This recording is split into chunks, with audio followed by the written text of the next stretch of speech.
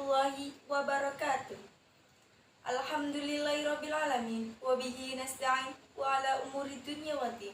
Wassalatu wassalamu ala ashrafil anbiya'i wal mursalin wa ala alihi wa sahbihi ajma'in, amma ba'du. Yang terhormat kepada Bapak Dosen Minanur Rahman, MSI, selaku dosen pengampu mata kuliah Public Speaking. Dan yang terhormat kepada teman-temanku yang saya banggakan. Pertama-tama, marilah kita panjatkan puja dan puji syukur atas kehadirat Allah SWT yang telah melimpahkan rahmat, hidayah, serta inayahnya kepada kita semua.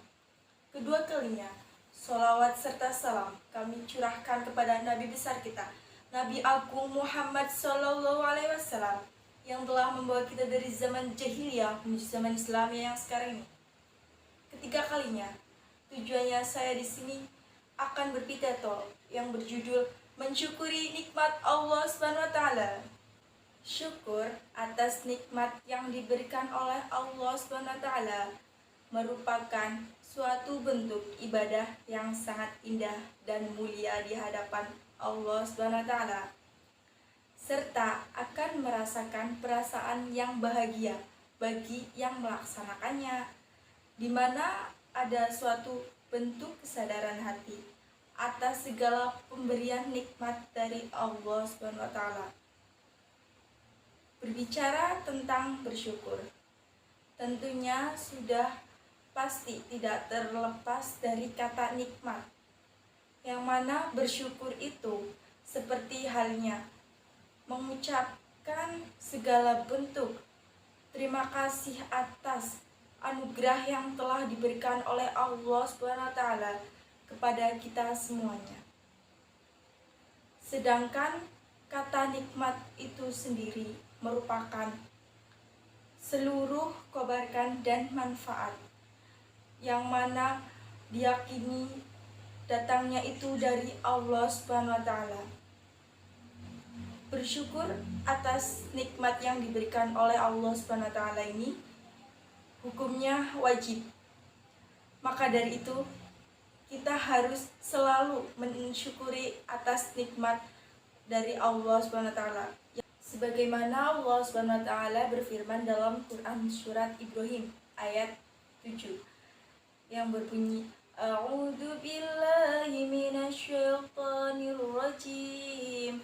Bismillahirrahmanirrahim.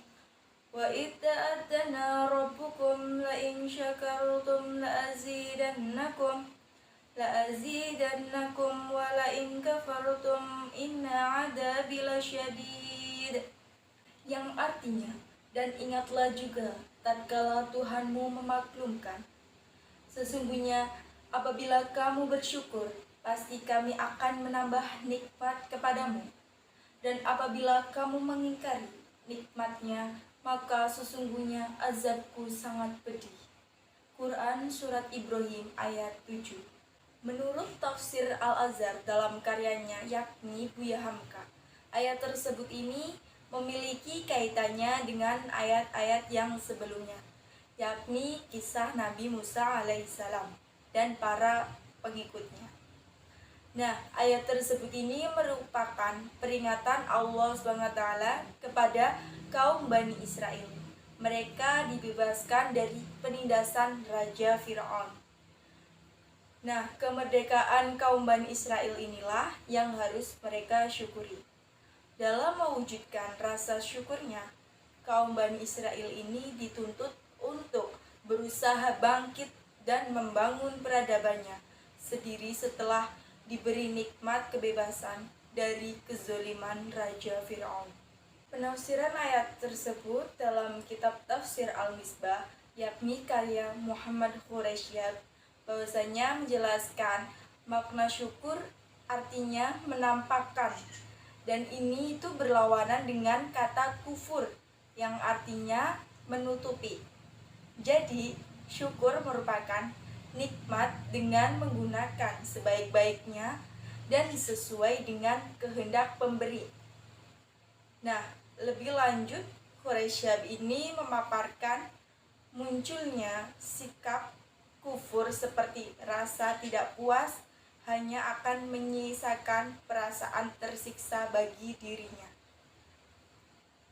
Sikap ini adalah hal yang sia-sia karena tidak menikmati kebesaran dan kekayaan yang dilimpahkan oleh Allah SWT kepada kita semua. Para hadirin yang saya hormati, bagaimana sih caranya kita itu untuk selalu mensyukuri atas nikmat Allah SWT? Nah, pengungkapan dalam rasa syukur ada 3 hal. Yang pertama yaitu meyakini nikmat dalam hati. Artinya, kita meyakini bahwa apa saja yang telah kita rasakan yang berbentuk jasmani ataupun rohani itu adalah sebuah pemberian dari Allah SWT untuk kita semua. Yang kedua yaitu membicarakannya secara lahir ataupun lisan, yang artinya kita senantiasa mengingat dan menyebut-nyebut kemurahan dan kenikmatan Allah SWT yang telah diberikan kepada kita. Hal ini sesuai dalam firman Allah Quran Surat Ad-Duha ayat 11 yang berbunyi, A'udzubillahi minasyaitonirrajim, Bismillahirrahmanirrahim, wa amma bini'amati rabbika fahaddis. Kemudian cara bersyukur yang ketiga adalah menjadikan nikmat karunia Allah SWT sebagai sarana taat kepada Allah. Nah, faktor pertama dan kedua belum mencapai nilai hakiki. Apabila faktor yang ketiga ini belum dapat diamalkan, dan hanya orang-orang yang berimanlah yang bisa bersyukur dengan sebaik-baiknya. Merekalah yang tahu hakikat syukur yang sebenarnya.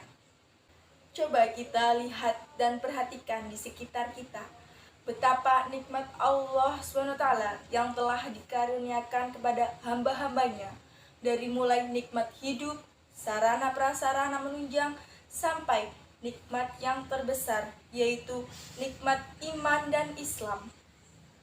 Dan kalaupun kita hitung nikmat Allah, niscaya kita takkan mampu menghitungnya. Oleh karenanya, sudah sepantasnya lah kita selaku hamba Allah yang begitu banyak mendapatkan fasilitas nikmat ini untuk pandai bersyukur atas anugerahnya. Hadirin yang saya hormati, untuk itu marilah kita sebagai generasi penerus bangsa ini pintar-pintarlah untuk nikmat Allah yang telah berikan sama kita selama ini. Semoga kita bisa menjadi hamba Allah yang senantiasa bersyukur kepada Allah SWT dan menjadi hamba Allah yang mendapatkan tempat yang tinggi di sisi Allah, serta menjadi anak yang berguna bagi nusa dan bangsa. Amin amin ya robbal alamin. Hadirin yang dirahmati oleh Allah, kesimpulan yang saya sampaikan adalah seberapa kecilnya nikmat yang diberikan oleh Allah, kita wajib mensyukurinya. Bukan saja untuk menunjukkan ketaatan kepada Allah, tetapi juga dengan senantiasa mensyukurinya, kita dapat mengharapkan Allah SWT akan menambah nikmatnya dan memberikan pengampunannya. Amin ya rabbal alamin. Demikian pidato yang secara singkat ini. Kurang lebihnya saya mohon maaf apabila ada tutur kata yang kurang berkenan, mohon dimaafkan. Wallahul muwaffiq ila aqwamit thoriq. Wassalamualaikum warahmatullahi wabarakatuh.